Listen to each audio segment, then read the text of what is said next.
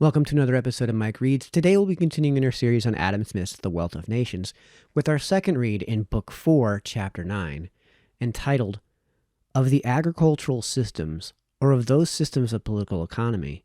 which represent the produce of land as either the sole or the principal source of the revenue and wealth of every country. So without further ado, when a landed nation, on the contrary, oppresses either by high duties or prohibitions the trade of foreign nations, it necessarily hurts its own interest in two different ways. First, by raising the price of all foreign goods and all sorts of manufactures, it necessarily sinks the real value of the surplus produce of its own land, with which, or what comes to the same thing, with the price of which, it purchases those foreign goods and manufactures. Secondly, by giving a sort of monopoly of the home market to its own merchants, artificers, and manufacturers, it raises the rate of mercantile and manufacturing profit in proportion to that of agricultural profit, and consequently either draws from agriculture a part of the capital which had before been employed in it, or hinders from going to it a part of what would otherwise have gone to it. This policy, therefore, discourages agriculture in two different ways. First, by sinking the real value of its produce and thereby lowering the rate of its profit, and secondly, by raising the rate of profit in all other employments. Agriculture is rendered less advantageous, and trade and manufactures more advantageous than they otherwise would be, and every man is tempted by his own interest to turn, as much as he can, both his capital and his industry from the former to the latter employments. Though by this oppressive policy, a landed nation should be able to raise up artificers, manufacturers, and merchants of its own somewhat sooner than it could do by the freedom of trade, a matter, however, which is not a little doubtful, yet it would raise them up, if one may say so, prematurely and before it was perfectly ripe for them. By raising up too hastily one species of industry, it would depress another more valuable species of industry. By raising up too hastily a species of industry which only replaces a stock which employs it, together with the ordinary profit, it would depress a species of industry which, over and above replacing that stock with its profit, affords likewise a neat price, a free rent to the landlord. It would depress productive labor by encouraging too hastily that labor which is altogether barren and unproductive. In what matter, according to this system, the sum total of the annual produce of the land is distributed among the three classes above mentioned, and in what manner the labor of the unproductive class does no more than replace the value of its own consumption, without increasing in any respect the value of that sum total, is represented by Mr. Quesnay, the very ingenious and profound author of this system, in some arithmetical formularies. The first of these formularies, which by way of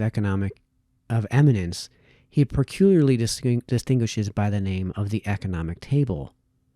represents the manner in which he supposes the distribution takes place in a state of the most perfect liberty, and therefore of the highest prosperity, in a state where the annual produce is such as to afford the greatest possible neat produce, and where each class enjoys its proper share of the whole annual produce. Some subsequent formularies represent the manner in which he supposes this distribution is made in different states of restraint and regulations, in which either the class of proprietors or the barren and unproductive class is more favored than the class of cultivators, and in which either the one or the other encroaches more or less upon the share which ought properly to belong to this productive class. Every such encroachment, every violation of that natural distribution, which the most perfect liberty would establish, must, according to this system, necessarily degrade more or less, from one year to the other, the value and sum total of the annual produce, and must necessarily occasion a gradual declension in the real wealth and revenue of the society, a declension of which the progress must be quicker or slower according to the degree of this encroachment, according as the natural distribution which the most perfect liberty would establish is more or less violated. Those subsequent formularies represent the different degrees of declension which, according to this system, correspond to the different degrees in which this natural distribution of things is violated. Some speculative physicians seem to have imagined that the health of the human body could be preserved only by a certain precise regimen of diet and exercise, of which the smallest violation necessarily occasions some degree of disease or disorder, proportioned to the degree of the violation. Experience, however, would seem to show that the human body frequently preserves, to all appearances at least, the most perfect state of health under a vast variety of different regimens, even under some which are generally believed to be very far from being perfectly wholesome. But the healthful state of the human body, it would seem, contains in itself some unknown principle of preservation, capable either of preventing or of correcting, in many respects, the bad effects even of a very faulty regimen. Mr. Quesnay, who was himself a physician, and a very speculative physician, seems to have entertained a notion of the same kind concerning the political body, and to have imagined that it would thrive and prosper only under a certain precise regimen, the exact regimen of perfect liberty and perfect justice. He seems not to have considered that in the political body, the natural effort which every man is continually making to better his own condition is a principle of preservation capable of preventing and correcting, in many respects, the bad effects of a political economy, in some degree both partial and oppressive. Such a political economy, though it no doubt retards more or less, is not always capable of stopping altogether the natural progress of a nation towards wealth and prosperity, and still less of making it go backwards. If a nation could not prosper without the enjoyment of perfect liberty and perfect justice, there is not in the world a nation which could ever have prospered. In the political body, however, the wisdom of nature has fortunately made ample provision for remedying many of the bad effects of the folly and injustice of man. In the same manner as it has done in the natural body for remedying those of his sloth and intemperance. The capital error of this system, however, seems to lie in its representing the class of artificers, manufacturers, and merchants as altogether barren and unproductive. The following observations may serve to show the impropriety of this representation. First, this class, it is acknowledged, reproduces annually the value of its own annual consumption, and continues, at least, the existence of the stock or capital which maintains and employs it. But upon this account alone, the denomination of barren or unproductive should seem to be very improperly applied to it. We should not call a marriage barren or unproductive, though it produced only a son and a daughter, to replace the father and mother, and though it did not increase the number of the human species, but only continued it as it was before. Farmers and country laborers, indeed, over and above the stock which maintains and employs them, reproduce annually a neat price, a free rent to the landlord. As a marriage which affords 3 children is certainly more productive than one which affords only 2, so the labor of farmers and country laborers is certainly more productive than that of merchants, artificers, and manufacturers. The superior produce of the one class, however, does not render the other barren or unproductive. Secondly, it seems, upon this account, altogether improper to consider artificers, manufacturers, and merchants in the same light as menial servants. The labor of menial servants does not continue the existence of the fund which maintains and employs them. Their maintenance and employment is altogether at the expense of their masters, and the work which they perform is not of a nature to repay that expense. That work which consists in services which perish generally in the very instant of their performance,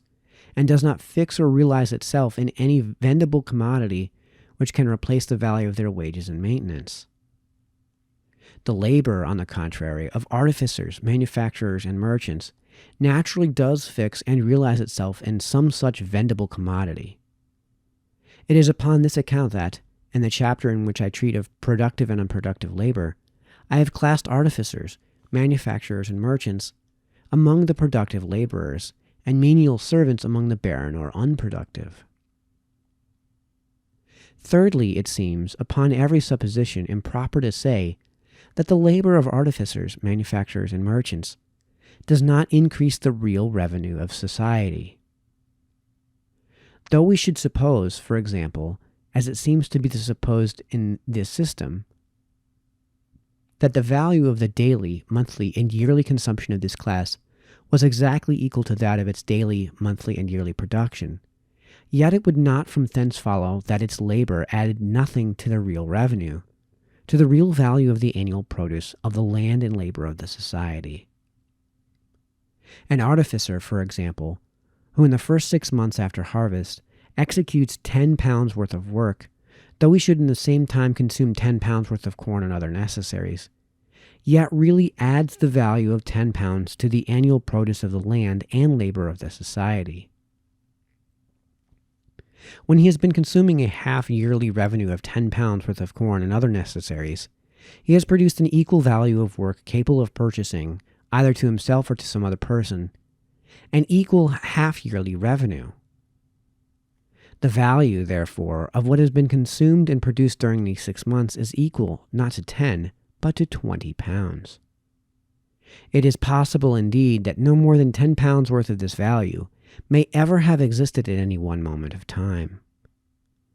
But if the 10 pounds worth of corn and other necessaries, which were consumed by the artificer, had been consumed by a soldier or by a menial servant, the value of that part of the annual produce which existed at the end of the 6 months would have been 10 pounds less than it actually is in consequence of the labor of the artificer. Though the value of what the artificer produces, therefore, should not at any one moment of time be supposed greater than the value he consumes, yet at every moment of time the actually existing value of goods in the market is, in consequence of what he produces, greater than it otherwise would be. When the patrons of this system assert that the consumption of artificers, manufacturers, and merchants is equal to the value of what they produce, they probably mean no more than that their revenue, or the fund destined for the consumption, is equal to it.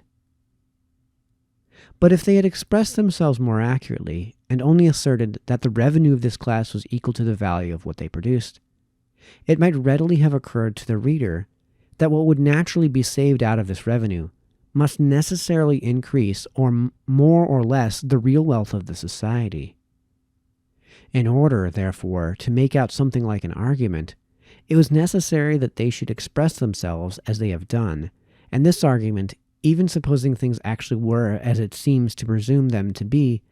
turns out to be a very inconclusive one.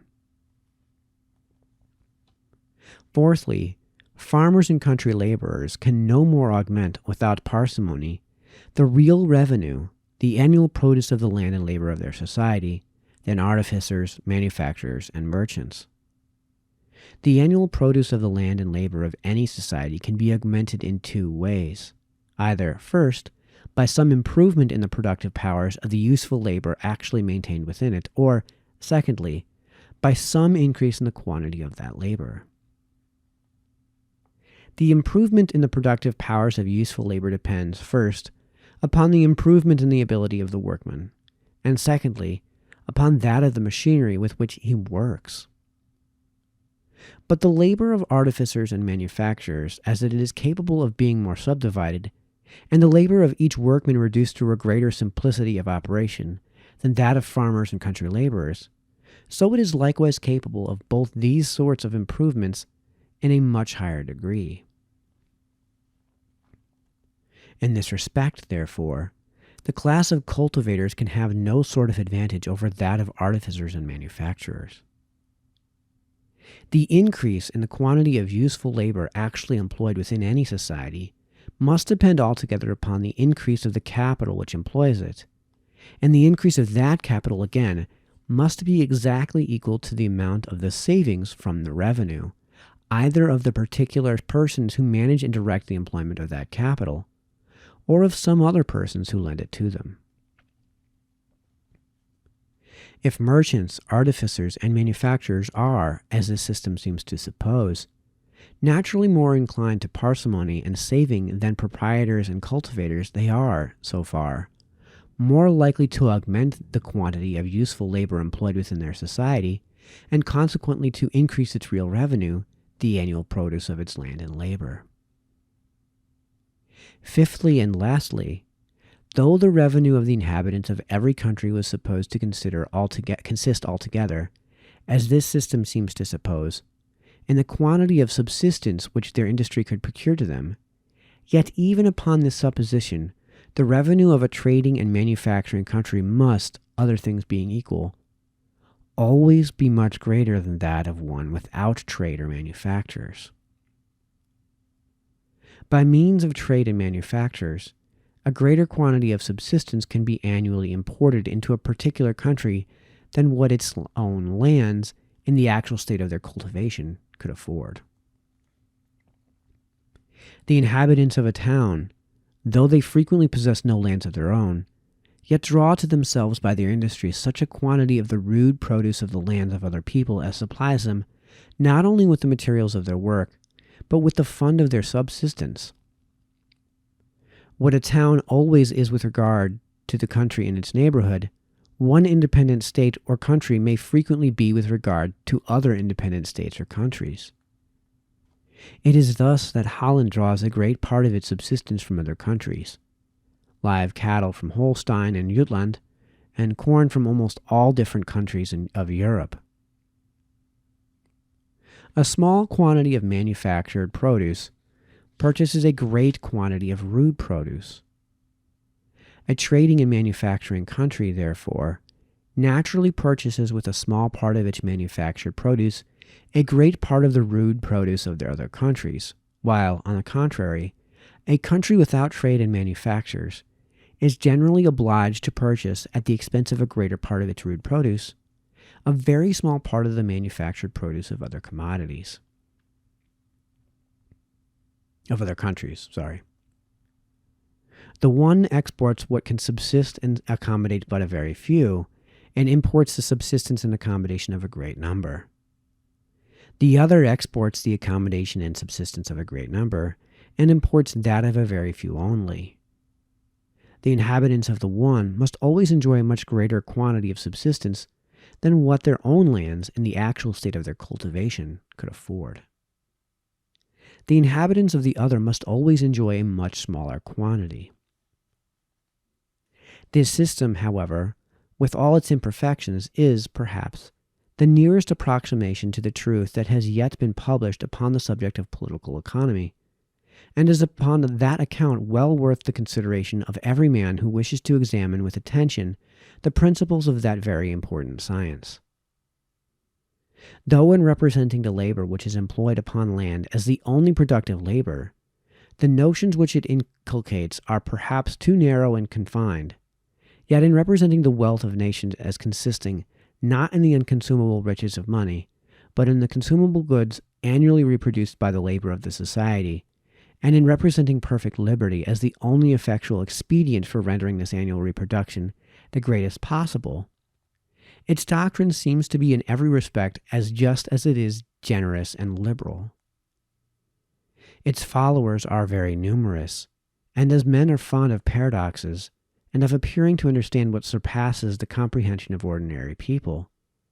the paradox which it maintains, concerning the unproductive nature of manufacturing labor,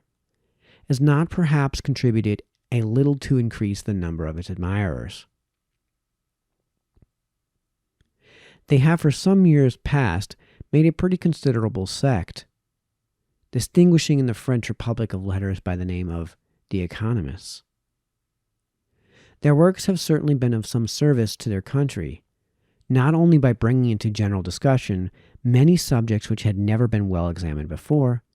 but by influencing in some measure the public administration in favor of agriculture. It has been in consequence of their representations, accordingly, that the agriculture of France has been delivered from several of the oppressions which it before labored under. The term during which such a lease can be granted, as will be valid against every future purchaser or proprietor of the land,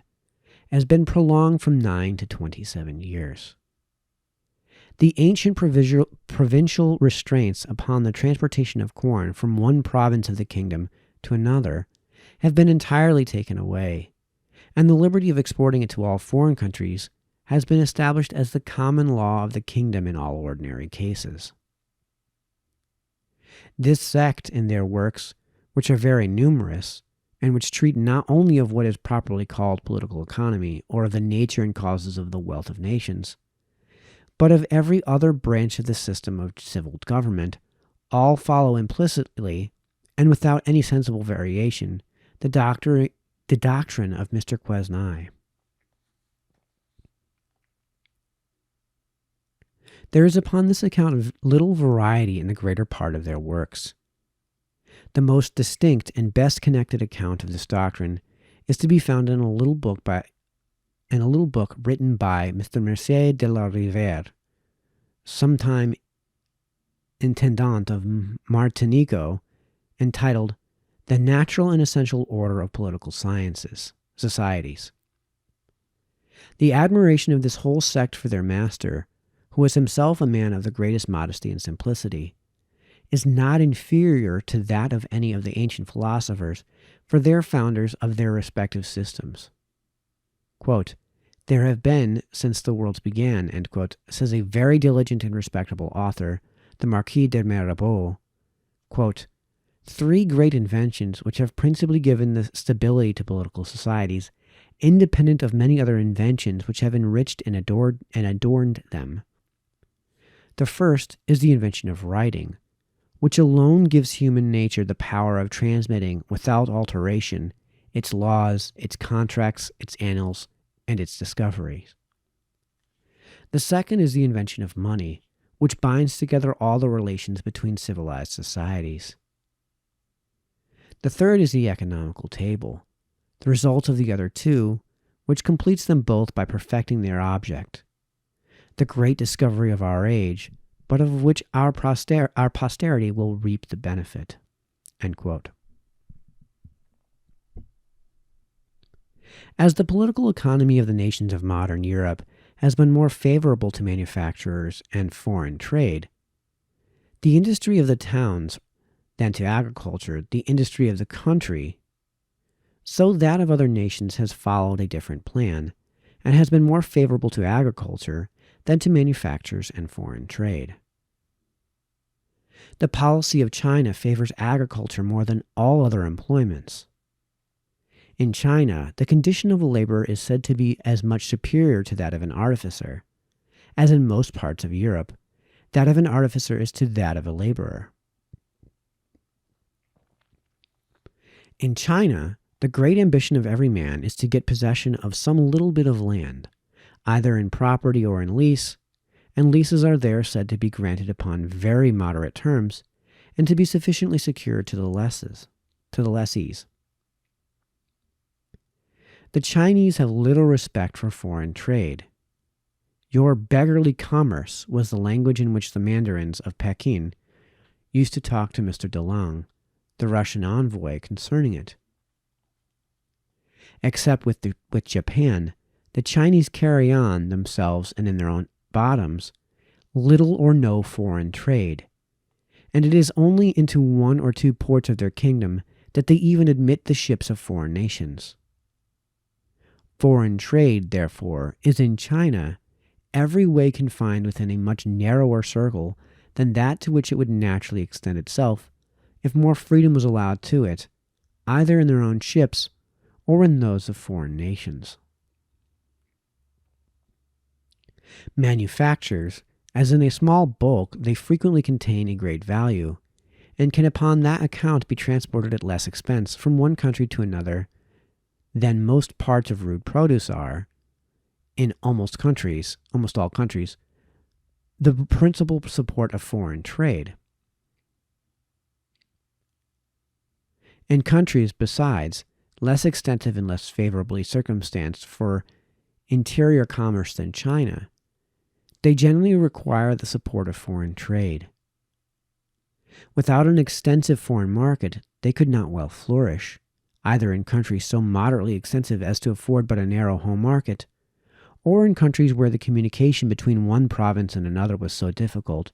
as to render it impossible for the goods of any particular place to enjoy the whole of that home market which the country could afford. The perfection of manufacturing industry, it must be remembered, depends altogether upon the division of labor, and the degree to which the division of labor can be introduced into any manufacture is necessarily regulated, it has already been shown, by the extent of the market. But the great extent of the Empire of China, the vast multitude of its inhabitants, the variety of climate and consequently of productions in its different provinces, and the easy communication by means of water carriage between the greater part of them, render the home market of that country of so great an extent as to be alone sufficient to support very great manufactures and to admit of very considerable subdivisions of labor. The home market of China is, perhaps, in extent, not much inferior to the market of all the different countries of Europe put together. A more extensive foreign trade, however, which to this great home market added the foreign market of all the rest of the world, especially if any considerable part of this trade was carried on in Chinese ships, could scarce fail to increase very much the manufactures of China, and to improve very much the productive powers of its manufacturing industry. But by a more extensive navigation, the Chinese would naturally learn the art of using and constructing themselves all the different machines made use of in other countries, as well as the other improvements of art and industry which are practiced in all the different parts of the world. Upon their present plan, they have little opportunity of improving themselves by the example of any other nation except that of the Japanese. All right, that looks like we're at a pretty good stopping point. We will continue with our third and final read in Chapter 9 in Adam Smith's The Wealth of Nations with our next read in that. So until then, this has been Mike, signing off.